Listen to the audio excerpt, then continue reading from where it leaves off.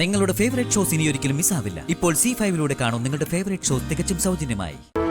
ഹരീഷിന്റെ അമ്മേനെ എന്തൊക്കെ പ്രശ്നങ്ങളാ ഉണ്ടാക്കാൻ പോകുന്നതെന്ന് ഓർത്ത് എനിക്ക് നല്ല പേടിയുണ്ട്. ശ്രീയും ഹരീഷും സന്തോഷമായിട്ട് സമാധാനത്തോടെ ജീവിക്കണം. അതിന് രുക്മിണി ആന്റിയും രമ്യയും ആരും തന്നെ ഒരു തടസ്സം ആവരുത്. രുക്മിണി നമ്മൾ വിചാരിക്കണേക്കായും വാശിക്കാരിയാ, ഒറ്റ ബുദ്ധിക്കാരിയാ. ദേഷ്യം പിടിച്ച പിന്നെ എന്തൊക്കെ ചെയ്യാമെന്ന് പറയാൻ പറ്റില്ല.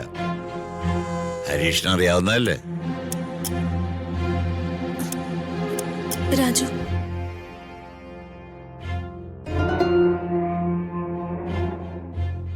അച്ഛാ, നിങ്ങളെല്ലാരും സമാധാനപ്പെടുക. സംഭവിക്കാൻ പോകുന്നത് എന്തായാലും നമുക്കേ വരുന്നിടത്ത് വെച്ച് കാണാം. ആദ്യം ഹരീഷിന്റെ അമ്മയോട് ഞാനൊന്ന് സംസാരിച്ചോട്ടെ. നമ്മളെല്ലാവരും അറിഞ്ഞുകൊണ്ടല്ല ഇവരുടെ വിവാഹം നടത്തിയതെന്ന് ഹരീഷിന്റെ അമ്മയെ പറഞ്ഞ് മനസ്സിലാക്കാൻ ശ്രമിക്കാം. നടന്നതിനൊക്കെ മാപ്പ് പറഞ്ഞ ഇനി ഇതിന്റെ പേരില് ഒരു പ്രശ്നം ഉണ്ടാക്കരുതെന്ന് ഹരീഷിന്റെ അമ്മയോട് ഞാൻ പറഞ്ഞോളാം. അതൊന്നും വേണ്ട രാജുവേട്ട. രാജുവേട്ടൻ എന്തൊക്കെ പറഞ്ഞാലും എന്റെ അമ്മ അതൊന്നും മനസ്സിലാക്കാനോ ക്ഷമിക്കാനോ പോകുന്നില്ല. ഇപ്പൊ അമ്മയോട് സംസാരിക്കേണ്ടത് ഞാനാ. ഹരീഷേ, ഞാൻ പറയുന്ന ഒന്ന് കേക്ക്. എനിക്ക് സംസാരിക്കാൻ ഒരു അവസരം താ രാജുവേട്ട. അങ്കളെ, ആഗ്രഹങ്ങളൊക്കെ മറന്ന് തിരികെ പോകാൻ ഒരുങ്ങിയ എനിക്ക് ഒരു വഴി കാണിച്ചു തന്നത് ഋതികയാ. ശ്രീയെ ഞാൻ താലി കെട്ടിയ നിമിഷം മുതൽ അവളുടെ സംരക്ഷണവും ഉത്തരവാദിത്വവും എന്റെ ചുമതലയാ. എനിക്ക് എന്റെ അമ്മയെ പേടിക്കാതെ ഇനിയെങ്കിലും ജീവിക്കണം അങ്കളെ. ഞാനും എന്റെ അച്ഛനും ഇതുവരെ അമ്മ പറഞ്ഞതിനൊന്നും എതിര് പറഞ്ഞിട്ടില്ല. പറയാൻ അമ്മ സമ്മതിച്ചിട്ടില്ല. ഇനിയും അങ്ങനെ ജീവിക്കാൻ എനിക്ക് സാധിക്കില്ല.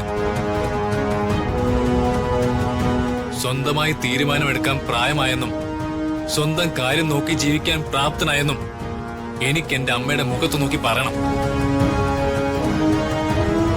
പറയുന്നത് പ്രവർത്തിച്ച് കാണിക്കാൻ വേണം. ഹരീഷേ, നീ എന്തൊക്കെ ഈ പറയുന്നത്? രുക്മിണിയോട് ക്ഷമ പറഞ്ഞ് രുക്മിണിയുടെ ദേഷ്യം അടക്കുന്നതല്ലേ ഹരീഷ് നല്ലത്. എന്തിനാ വെറുതെ ആവശ്യമില്ലാത്ത പ്രശ്നങ്ങളൊക്കെ? സ്വന്തം മകനാണോ അതോ പണവും പ്രതാപവും ആണോ അമ്മയ്ക്ക് വലുതെന്ന് എനിക്കറിയണം. അതുപോലെ രമ്യയെ രാജുവേട്ടനെ കൊണ്ട് വിവാഹം കഴിപ്പിക്കാൻ അമ്മയ്ക്കെതിരൊന്നുമില്ലായിരുന്നു. വലിയ സ്ത്രീധനത്തുകയൊന്നും ചെലവാക്കണ്ടല്ലോ എന്ന് ഓർത്തിട്ട് മാത്രമാ രമ്യയുടെ ആഗ്രഹങ്ങൾക്കൊക്കെ അമ്മ എതിരെ നിൽക്കാതിരുന്നത്. എന്റെ കാര്യം വന്നപ്പോ അമ്മയ്ക്ക് വാശി.